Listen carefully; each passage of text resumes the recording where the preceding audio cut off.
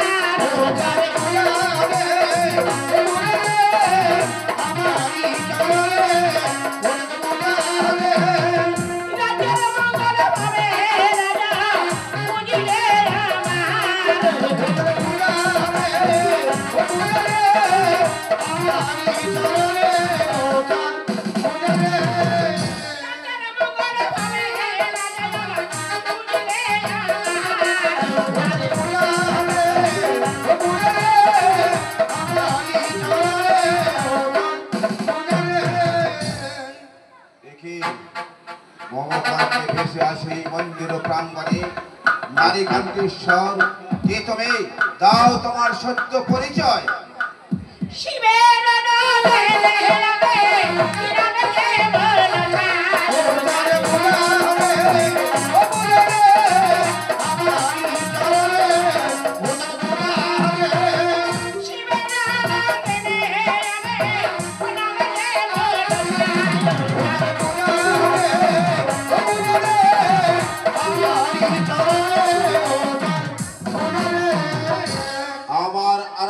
দেবতা প্রভু শঙ্করের নন্দনে দেবী, বলো বলো কিসের কারণে আসছে তবে মন্দির প্রাঙ্গণে?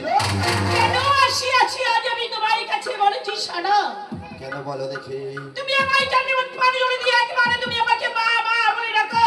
খুশিতে আজ বিশ্ববাসীগণ দেবী বলে খ্যাত আমাদের আমারই মন্ডলী উপরে আসা।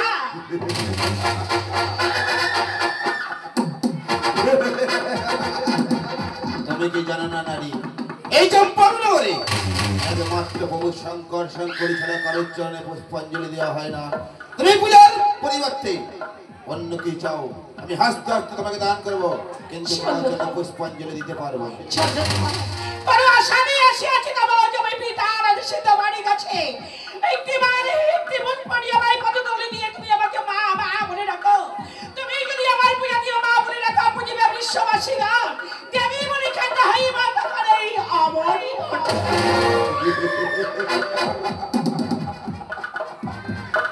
আমি যদি তোমাকে পুজি তাহলে এই বিশ্বে সবাই তোমাকে পূজা করবে। তুমি যেই চন্দ্রধর একমাত্র প্রভু শঙ্কর ছাড়া কিছু জানে না। শঙ্কর আমার ধ্যান, শঙ্কর আমার জ্ঞান, তাই বলছি পূজার পরিবর্তে তুমি অন্য কিছু চাও, আমি তোমাকে হাসতে হাসতে দান করবো। আজ পূজা ছাড়া অন্য কিছু চাই না। একটিবার হস্তে পুষ্প নিয়ে সরস মাচারি আমার চরণে পুষ্প দিয়ে মা মা বলে ডাকবো না। আজ হাসি মুখে ফিরে যাই তো আমি ওই সেই আসে করে যে হস্তে পুজো আমি শিরোপানে, সেই হস্তে পুজিব না ওই চাই বলে চলে।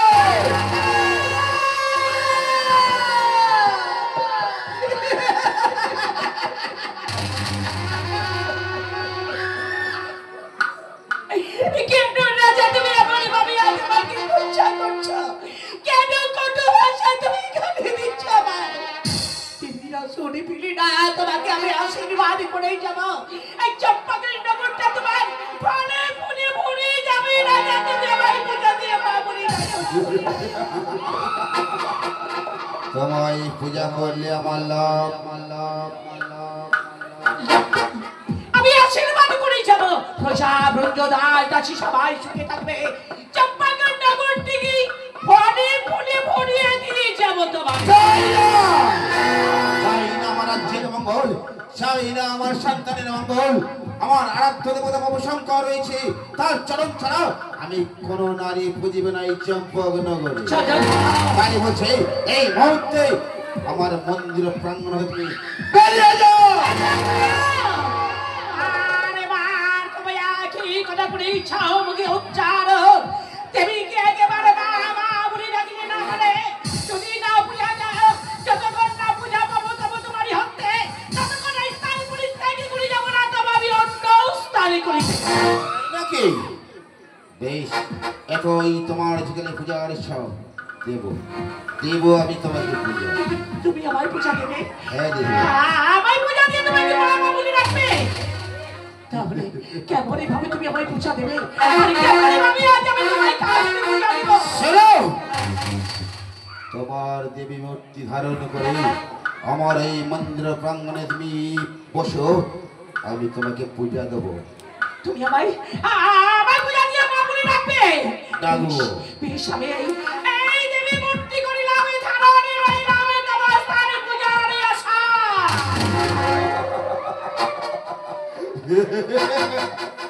ওরে চেঙ্গুরে মনসা, আমি তোমাকে পূজা দেব, তোকে এমন পূজা দেব, এই পূজা দেখে এই বিশ্বের মানুষ হয়ে আতঙ্কিত হয়ে যাবে, বলবে সেই কঠিন রাজার পুত্র চন্দ্রধর এক চেঙ্গুরি মনসাকে পূজা দিয়েছিল। তাহলে আমি এই মুহূর্ত থেকে পূজা দেব। ওরে চেঙ্গুরি মনসা, পূজার পরিবর্তে তোকে আমি কি করলাম জানিস? পূজার পরিবর্তে মা চন্দ্রী দেওয়া এই হেমতাল দিয়ে তোর মস্তকে ব্যাঘাত।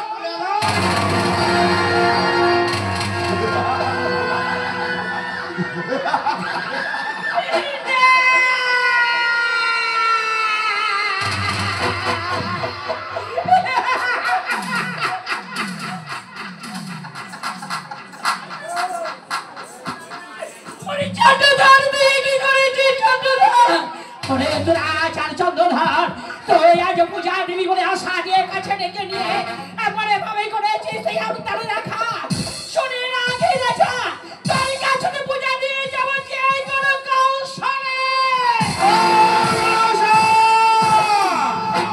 মনে রাখিস, আমারও নাম চন্দ্রধর, হাকিমে প্রাণ পুজিব না কোনদিন তোর। যদি কোনদিন পর তোর সম্মুখে পাই আমার এই হেমতালের আঘাত দিয়ে তোর মস্তকখানি করিব আমি চূর্ণ বিচূর্ণ।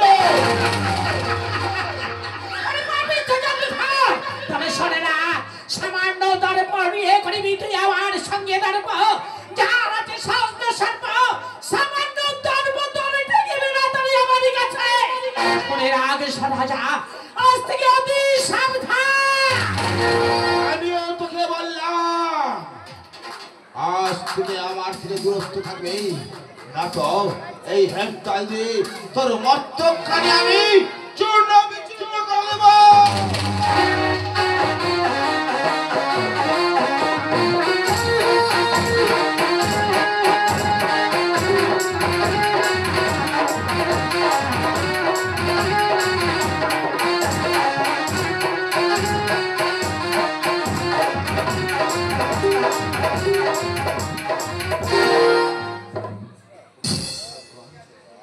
আজ আজ তোমার পূজাইতে বিঘ্ন ঘটিয়েছি।